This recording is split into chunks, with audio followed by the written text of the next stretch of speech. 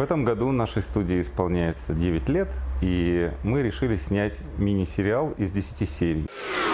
Пророчили великое будущее, я думала, где оно, что оно. Ты ничего в жизни не боишься. Так ты был наркоторговцем. Меня зовут Дмитрий Нечаев. Я работала по ночам. Шлюхой. Но зато я брови рисую хорошо. Какого хрена ты здесь торчишь? Вы русские валите к себе. Жили вообще как бомжи. Мы познакомились на У вечеринке. него была вот такая большая жопа. Нет, я подумала, какой урод.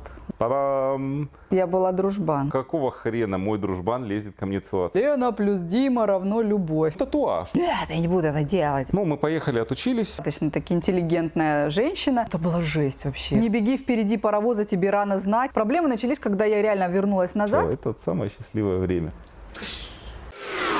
Он любит помогать людям. Вот у него есть эта черта, нате вам мою помощь. То есть это преподаватель. Ее зовут Людмила Мегицкая. Ненавижу тварь. Короче,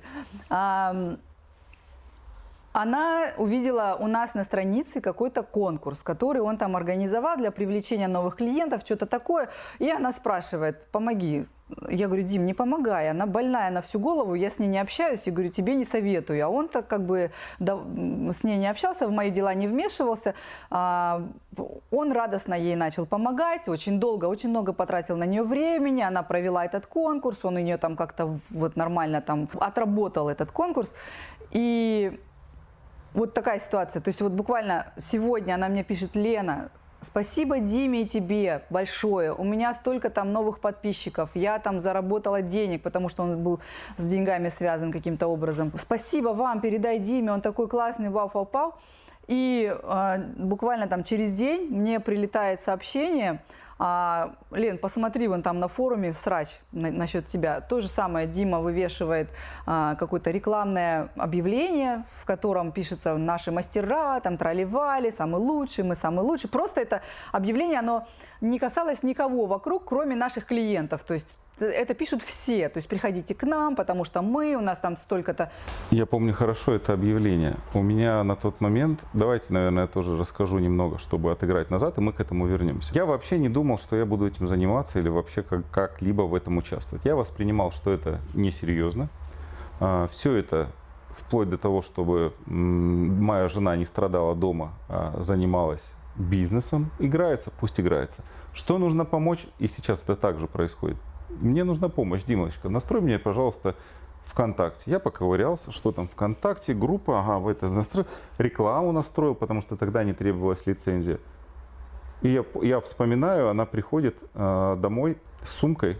У меня просто стояла сумочка на полке, куда я каждый день складывала деньги. Да, она приходит с сумкой, набитой деньгами. Вот так начинает вытаскивать. Я офигел. Я понял, понятно. Я понял, что эта тема интересная, и она заработала за месяц больше, чем я заработал там, за полгода. То есть, мы окупили обучение в первый месяц, буквально в первый месяц. Ну, может быть, не в первый, может, во второй. И я начал погружаться, мне стало интересно, и всю активность в сообществах делал я. Соответственно, ко мне обратилась Людмила, она очень такая дамочка, благонравная, благожелательная. У меня к ней были прекрасные абсолютно отношения личные. Я ей помог. Но амбиции, которые в то время у меня были, необоснованные амбиции, надо сейчас сказать.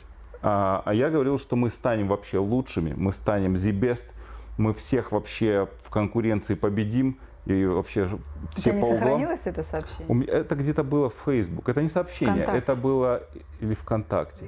Это не рекламное сообщение, это просто был пост для клиентов, что мы вот прем, мы вот такие молодцы, эгэгэй, шапками всех закидаем. И это сообщение в том форуме, на котором на данный момент существовал, у нас там не было, собственно говоря, сообществ ВКонтакте или альтернативных каких-то там телеграм-каналов.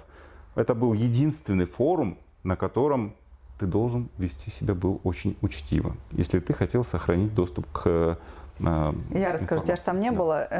Короче, вот это заскринили это сообщение, не рекламное, как его, на стене ВКонтакте, выложили вот на этом форуме, это был ПМ-форум такой розовенький, и начался обсер. То есть вот просто они начали писать: о, что за уроды, да где они там самые лучшие, да они уроды, она вообще тварь, а он вообще урод. Там. Вот прям вот так с переходом на личности. Никто из них не знал лично меня, его. Мы не знали, кто эти люди тоже. И тут, что мне прислали, сообщение под этим вот постом там на форуме от моей преподавательницы, от Людмилы Мегицко, которая написала, вот сейчас это мне врезалось просто, практически дословно она написала: ой, знаю я эту парочку, она у меня училась. Как она сказала? Рвань из Краснодара, что ли, как-то так. Она у меня училась. Заставили сделать скидку в 5000 рублей. Она все это написала. Я их знаю, она какая-то что-то типа быдлагана, а он детдомовский. Как она сказала? Блин, вспомнить бы. Рвань детдомовская или что-то такое. Рвач, вот точно это слово. Рвач из детдомовский. Вообще кошмарная парочка, вот типа того. И я такая... А я была в тот момент беременная. Я была беременна. Мы сейчас скакнули, мы вернемся потом назад, да, мы просто же про учительницу начали, как у нас с ней испортились отношения. Я была беременная мальчиком, у меня был какой-то там срок, 4 или 5 месяцев, уже живот был, и я очень близко к сердцу восприняла это, потому что я с ней давно не общалась, ну, как бы мы не ругались, прям не говорили: ах ты старая сука, ах ты там тварь, все, мы ненавидим друг друга. Нет, у нас вот на вот такой ноте мы расстались, что спасибо тебе, Леночка, Дима мне так помог, передай ему спасибо. И буквально вот там через день это случилось, когда мне присылают вот этот скриншот, где она поливает нас говном, а он вообще рвач детдомовский. И там кто-то пишет: да она ж беременная, а там пишут другие какие-то бабы: ой, да им вообще таким плодиться нельзя, там что-то такое, я читаю просто там такие полотна вот этой писанины, эти люди, которые прячутся под никами, ты никогда не узнаешь, кто это был. То есть, возможно, эти люди сейчас лижут мне жопу просто, засовывают свой язык поглубже. Я уверена, таких вообще вагон, но я не знаю, что это были они тогда. То есть, есть какие-то, которые не прятали, более-менее, я понимаю, кто это. То есть, это руконеподаваемые для меня тоже люди, потому что, ну, черт, что про них хорошего-то сказать, да? А вообще об этом всем единственный, кто заступился, ну, там были еще парочка людей, но как бы то, что мне врезалось, это Юлия Константинова, что она: да вы что, с ума сошли, что ли, вообще? Вы даже не знаете, как вы можете такое писать. Короче, смысл в том, что я в ту ночь, когда вот прочитала все это, я загремела в больницу просто с кровотечением, мне еле его остановили, у меня чуть я не потеряла ребенка из-за этого. И с этого момента я просто страстно ненавижу вот эту вот двуличную, старую, зубастую тварь, которую зовут Людмила Мегицко. Да? Это мы можем такое Мы выкладывать? можем это делать, потому что она действительно старая, зубастая и достаточно тупая тварь. Людмила, добро вам возвращается. Мать ее Мегицко, да? Короче, я в тот момент впервые в жизни, так как я очень был слабый пользователь вообще интернета и всяких там форумов, то ты уже давно сидела на тот момент на своих Карповых, ты понимала, как люди могут там срать друг на друга, говорить: ты тварь, урод, а потом встречаться, обниматься, как будто ни в чем не бывало. То есть, если я кого-то ненавижу в интернете, я его и вживую ненавижу. И это как-то не заведено вообще, особенно среди женщин. То есть, они реально могут поливать тебя говнищем, а при встрече, я тоже это встречала, когда там ездила на какие-то конференции, лезть, обниматься, целоваться и говорить: какой ты молодец, как ты отлично сегодня выглядишь, короче. Это был мой такой первый экспириенс, связанный с двуличием людей в интернете и вживую. Самое главное, что мы не стесняемся говорить и обострять конфликты, если мы считаем, что мы правы. Мы не прячемся, не пытаемся играть в политику. Мы говорим, что этот человек мразь, и потому что я так считаю, потому-то. Вы, когда будете на прямом эфире у Мегицко, если он будет, найдите, кто это, и вы спросите: а правда, что Лена чуть не потеряла ребенка из-за того, что вы неблагодарно отнеслись к поступку ее мужа и обосрали ее на глазах у всех, присоединившись к травле? Что она ответит? Ну, вы послушайте, я знаю, что она ответит. Она начнет блеять, поднимать очечки, вот так делать, как делают люди, которые чувствуют себя виноватыми. Но к несправедливости у нас особое отношение, мы еще не раз к этому вернемся. И еще много черных грязных тряпок будет достано отсюда из нашего прошлого. Но пока что имейте в виду, что мы честны, и мы честно, ну, по крайней мере, мы верим в то, что мы честны. И мы верим в то, что мы говорим. Мы можем ошибаться, опять-таки, если вдруг у вас есть другие факты о Людмиле Мегицко, о том, что она спасает детей и пожертвовала практически собой или отдала свою печень детям, больным лейкемией, Пожалуйста, Да, они напишите об умрут этом. от этой печени только ядовитой. Ну, может быть. Не знаю, только убить. Хотела может. убить, наверное, вот так мы ответим. Давайте вернемся к Малярову. И познакомился с человеком, благодаря которому ничего не было бы, тоже в Краснодаре. Этого человека зовут Сергей Маляров. Сергей, если ты смотришь, привет тебе.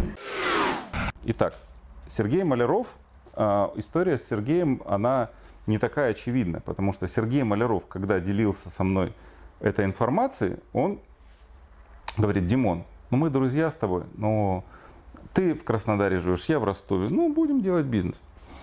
Я сказал: вообще не вопрос, Серега, но более того, он приезжал к Лене на мастер-класс, мы показывали, как оформлять сообщество, мы Помогали как показывали могли. всё. Вот это ощущение, что он тебе дал, потому что он сэкономил нам много денег, вот именно советами своими. Да и идею подал Идею вообще. подал, да. И было ощущение, что надо ему вот это вернуть. Хотелось, Да, помочь. то есть я помогал настраивать рекламу ему, разобраться в этом. Я помогал, давал инструкции. То есть мы сделали все для того, чтобы этот долг отдать. Возник момент, когда нам стало тесно в Краснодаре, а я вижу, что в Ростове, я смотрю на поисковые запросы, я вижу, что в Ростове конкуренции нет. Там был только-только открывался Сивак, и там не было мастеров. Я Они говорю, с Сиваком они- тогда работали. Маляров с Сиваком работал. А Маляров с Сиваком работал. Да. Ты уверен? Да. Короче, была одна студия всего лишь. Какая-то такая, которая имела там ВКонтакте, сообществе страницу.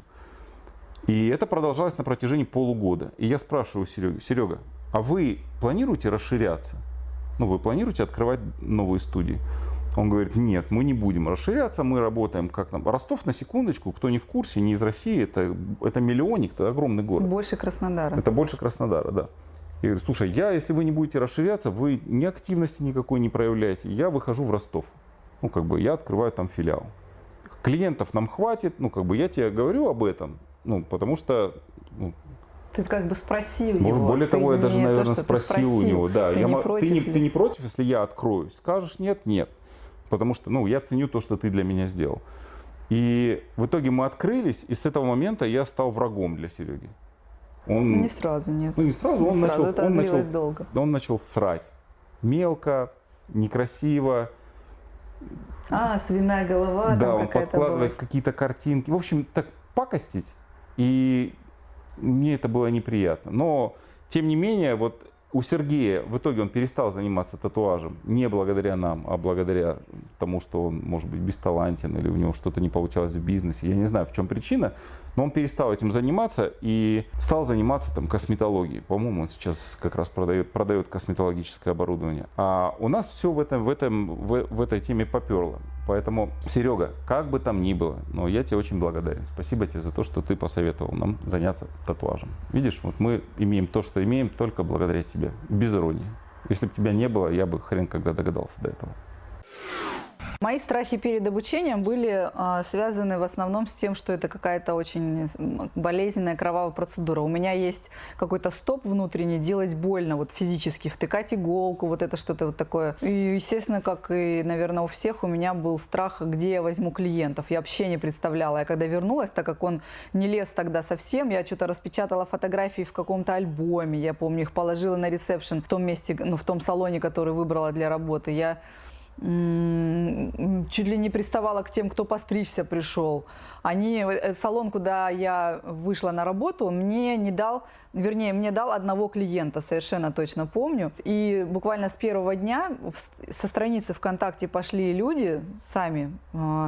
И я работала что-то за какие-то там 500 рублей, вот прям совсем дешево, просто я понимала, что я вообще не понимаю, как работать, я вообще не знаю, как настраивать оборудование, я потратила огромное количество денег, это было неправильно, я купила все существующие на тот момент линейки пигментов, потому что я не знала, как правильно выбрать, какую выбрать, потому что у моей преподавательницы было по 1-2 цвета из каждой линейки, и я подумала, что там уж, я все куплю, выберу потом. Я мешала их между собой, я не знала, как... Короче, это прям был трэш и полька. В августе я закончила обучение. Первый клиент мой был через месяц. У меня не было оборудования. Это тоже была ошибка. На самом деле у меня не было кушетки, места, где работать, половины расходников одноразовых, ничего не было. Я все это заказала и ждала. Заказала все из Китая, поэтому шло долго все. Половина не пришла, какие-то сайты не проверены. Короче, это все такая... Заказала какие-то машинки по совету вот той же самой моей преподавательницы, самодельные, индукции, они до сих пор где-то валяются, у меня такие с 5-рублевой монетой вкручены, там, я не знаю, я так ни разу ее и не включила, эту машинку. И самая первая клиентка была девушка, с которой я гуляла с собаками. И я позвала ее к себе домой, потому что мне не терпелось, жгло просто, и сделала ей все 3 процедуры сразу, что-то наковыряла, там почти ничего не осталось, я делала на кресле-качалке, которая облокотила о подоконник, вот там, ну это прям ерунда была. И первым, на самом деле, своим клиентом я считаю девушку, которая, я помню, она ко мне пришла и с порога такая: я вообще-то гадалка и немножко ведьма. Я такая: блядь, что это, угроза? И у нее были такие очень несимметричные, яркие пучки, то есть это самая плохая вообще, какая могла случиться ситуация со мной. И мне пришлось рисовать практически на чистой коже, и я долго пыталась, я не смогла настроить машинку так, чтобы она оставляла цвет, и я ее убрала и ручным методом сделала, потому что этому у меня тоже, вот это тапать называлось, это не микроблейдинг, такая же точно манипула, но как бы поперек кожи вот такие копающие движения. Я наковыряла ей там такие шикарные песцовые брови, просто вообще вот такие. С формой у меня никогда не было проблемы с симметрией, но, конечно, ну, это была вообще жуть. То же самое ждало меня на веках, когда я делала первые веки. Я просто залила. Я рисовала эскиз, у меня никогда не было проблем, потому что я себе рисовала всегда вот такие стрелки. Я нарисовала красивый эскиз и тут же залила его весь черным цветом, стерла, промыла, эскиза нету. Это была жесть. Закреплять. То есть очень долгое время, первый год, веки и губы были для меня страшными. Вообще я не знала, как зафиксировать, как обвести, чтобы сохранить, я просто там дрожала. Я зато научилась виртуозно клиентов убеждать в том, что во всем виновата их кожа. То есть они реально ко мне приходили на коррекцию. А еще я помню такую фигню. А сколько будет стоить коррекция? Я начинала, мне очень было стыдно сказать какую-нибудь определенную сумму или столько же. То есть у меня там 1000 стоит процедура. И я начинаю говорить: ну, это зависит от количества работы, от 50 до 80% будет коррекция. Что они такие кивали, уходили, больше, помню, не приходили, даже я не помню. Я сейчас понимаю, что это те же самые люди, которые сейчас в школу ходят к нам моделями. То есть они ищут такие же дешевые, а у меня буквально сразу начала расти цена. Помнишь, когда ты запустил рекламу? Да, по поводу роста цены. Я взялся за то, чтобы сделать Лене трафик, организовать трафик. И единственный вариант, когда вам стоит заниматься рекламой, как раз-таки это когда вы стартуете. Потому что очень тяжело найти клиента. И я организовал ей рекламу. Более того, я настолько был замотивирован, что мы даже ходили по торговому центру, мы что-то покупали. Да, мы где-то в магазине что-то покупаем, и он до сих пор, по-моему, так делает. Я так делаю до сих пор, он да. так начинает смотреть: ой, какие у вас некрасивые брови, вы такая красивая, но какие у вас некрасивые брови. И вообще все, кому он это начинал, я говорила: Дима, нет, не делай этого. А они, главное, что ни разу не обижались, и все приходили, и более того, от них был потрясающий сарафан. То есть там, я помню, это Оля с голубыми глазами, такая, как фарфоровая кукла, у нее были кошмарные брови. Мы когда нарисовали, я поразилась сама, впервые я поняла, насколько экологичное вот это вот действие, которое я делаю, что я так сильно меняю лицо, просто потрясающе. И она была в таком восторге, и я была, и от нее мне пришло, не знаю, человек 20 или 30, все ее подружки, родственники, коллеги там по работе. Короче, вот такой сарафан был очень органичный сарафан. Может быть, самое главное, что я не навяливал эти услуги, я не навязывал их. Я искренне реально считал, что у человека проблема. И самый хороший вариант, когда вы что-то продаете, вы должны быть уверены в том, что вы спасаете практически человека от того, что у него есть сейчас. И вот та Оля, девочка, поверьте, подойти к человеку и сказать, что вы знаете, у вас уродские брови, это не айс, это неприятно. Но, наверное, это моя черта как раз-таки, вот как говорит наша соседка, она подметила, говорит, хотите мою правду? Не хотите? Вот моя правда. Дайте, Держите. возьмите все равно мою правду. Никто меня об этом не просил, тем не менее, я пытаюсь людям сделать хорошо и часто от этого страдаю. Но Оля, слава богу, в этом смысле повезло, потому что с Олей работала Лена, не я.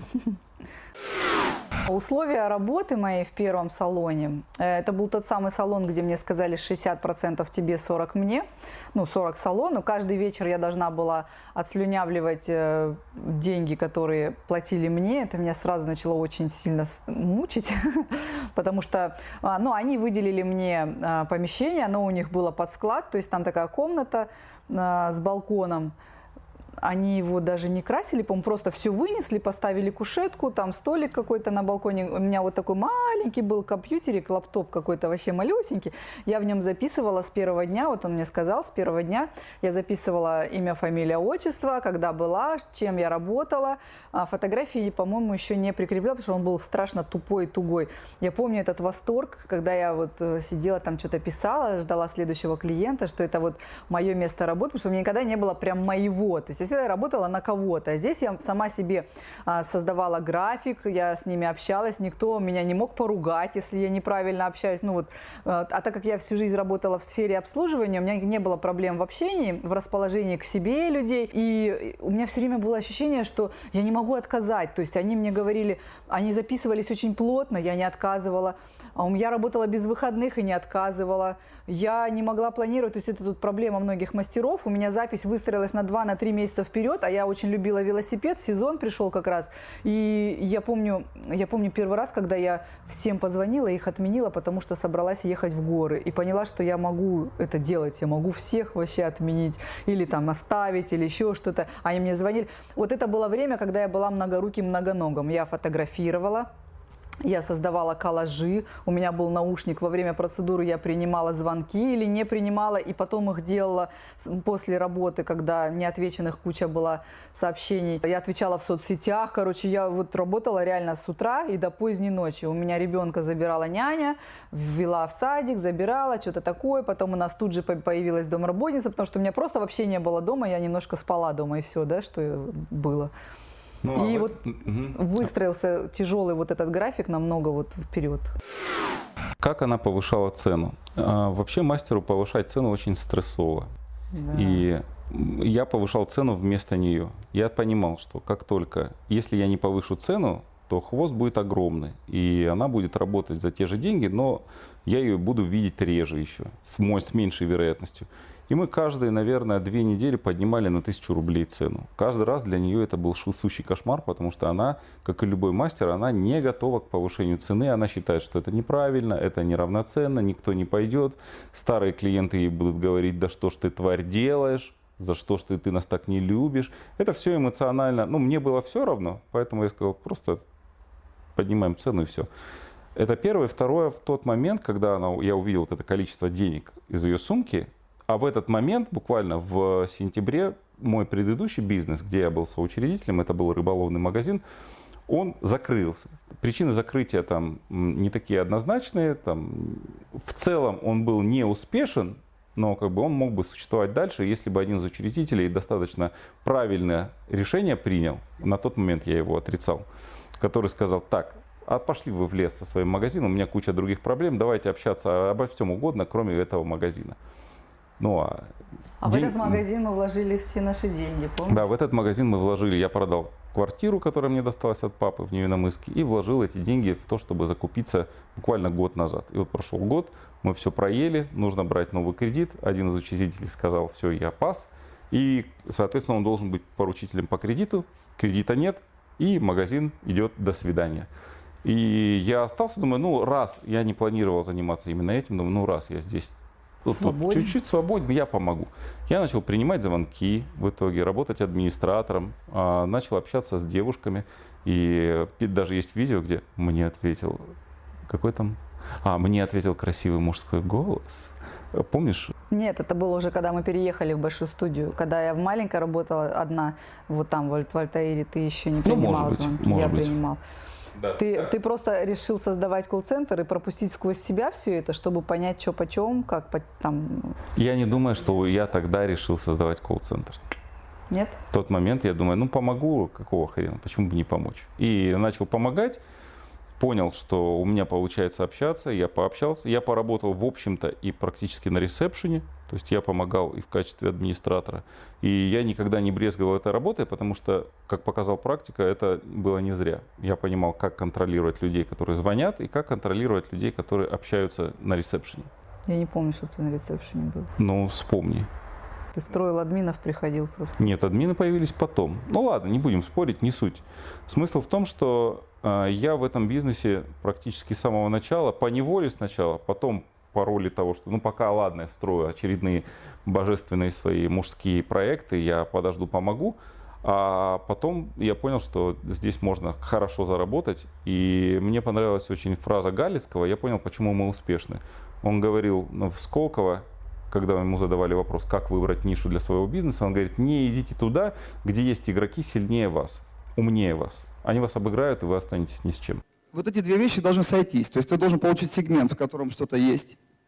И второе, ты должен иметь людей как минимум равных, как максимум равных себе по интеллекту. Потому что если кто-то будет сильнее тебя, более интеллектуально готовый, конец. То есть все равно рано или поздно он тебя переиграет. Здесь, к моему великому счастью, сильных игроков с точки зрения бизнеса не было. Девочки, которые занимались татуажем, они не могли поднять голову, они были мастерами, они были погружены. Их мужья не считали это серьезным бизнесом, они занимались какими-то глупостями в роли вроде там управления крупными компаниями, может и не глупостями. А я волею судеб был свободен в этом и решил принять в этом активное участие. И вот результат этого мы все расхлебываем в виде нас. На второй месяц работы я переманила из городской больницы свою подружку, ее звали Лена тоже, как к себе на работу. Хоть она и вообще не умела рисовать, у нее была ужасно тяжелая рука, и я потом поняла, как тяжело ее было учить в сравнении там, с художниками, допустим. Вот это реально был там, конец второго, начало третьего, может быть, месяца, да, работы. Короче, пришло время, когда я поняла, что я вообще работаю без выходных, я не могу никуда уехать, я боялась, что я, не дай бог, там на велосипеде поломаю руку, допустим, и все, деньги кончатся. И я начала думать о том, что кто-то должен рядом со мной работать. И первый, на кого я посмотрела, это была моя подружка Лена, с которой мы проводили все время. Она была врач, и это плюс. Я всегда хотела, чтобы рядом со мной медик работал, все-таки там с анестезией работаем, мало ли. И я начала ее обрабатывать. Обработала, она ушла из поликлиники, пришла ко мне. Я ее учила с самого начала. В самом начале всех, кого я учила, им пришлось нелегко, потому что нрав у меня тяжелый, и они там вот так вот у них трусились ручки и все такое. Я не могла понять, да что ж ты не можешь эту линию провести там или еще что-то. Но я думаю, что со мной действительно было тяжело в самом начале, пока я не допетрила, что я-то их учу для того, чтобы они мне же деньги зарабатывали. То есть я помню, когда я ее обучила, оставила ее одну, помнишь, и мы уехали в Таиланд с тобой. И мы такие, я помню, лежим в гостиничном номере такие, дзынь. Пришли деньги, короче, мы не работаем, ни он, ни я лежим в Азии, в теплой стране, зимой, да, когда февраль был, что-то январь, и деньги пришли, то есть она каждый вечер после работы шла и деньги нам на карту клала. Карту связного. Да, на карту связного, там такие у нас были денежные эти непродуманные схемы еще, да, там никаких робокасс еще не было. Вот, это было совершенно невероятное ощущение, когда ты ничего, ну как бы ничего не делаешь, а деньги капают каждый день. И оно нас очень сильно вот вдохновило. Короче, ролевые игры, проблемы ролей вообще в принципе. У нас обычная патриархальная семья. Мои родители так жили, его родители так жили. Наша семья построена по такому же принципу. У нас есть патриарх, который решает, разрешает, решает проблемы, которые возникают, помогает там и так далее. И есть там я, и дети, собаки, короче, туда мыши, тараканы, короче, так, по нисходящей. Вот, и тут у меня получилась работа, где я зарабатываю денег много, больше, чем он, потому что он тогда вообще перестал работать, какое-то время, да, ты вот как бы между работами сидел просто дома. У меня уже есть работница, и я ее учу, я ей говорю, как что делать, то есть я заняла роль такой альфа-самки, такая. И тут он бах начал вмешиваться. Вот тут у нас начались проблемы, прям жесткие проблемы, когда он вмешивается в мою работу, у меня из ушей пар, там рога отрастают, то есть как ты можешь меня строить, он меня строит, я его строю, короче, мы лбами сталкиваемся. Прям это было такой довольно тяжелый период, да, когда мы выясняли, кто главный. Но на самом деле не так. Она надевала на себя личину великого мастера и имела право на меня спустить собак при мастерах. Ну, как бы это нормально. Мы боролись с этим очень долго. А это может привести к серьезным проблемам в семье. И, короче, если вы работаете сами, если, не дай бог, у вас есть наемные сотрудники, не делайте так же, как она, когда ваш муж приходит и делает вам какие-то замечания или что-то вам говорит. Самое главное, вот, не превратиться в этого Витя-бля из Comedy Club, где была женщина с инверсией доминирования, она на отдыхе в Турции все время говорила своему мужу: Витя, бля, ну ты чё? Витя, блядь, ты идешь, ну Витя, блядь. Вот я не хотел быть Витей, блядь. Я хотел быть нормальным мужем. И я вспоминаю первое видео, которое появилось на канале. Это был 2011 год, декабрь. Я снимал в ее кабинете. Я делал так, чтобы это видео попало на YouTube. И это моя инициатива. Красиво, проводочки. Но я ей мешал. И все, что я слышал регулярно, это: уйди, не мешай. И таким тоном я доделал то, что мне нужно. И потом были разговоры у нас о том, что так делать нельзя.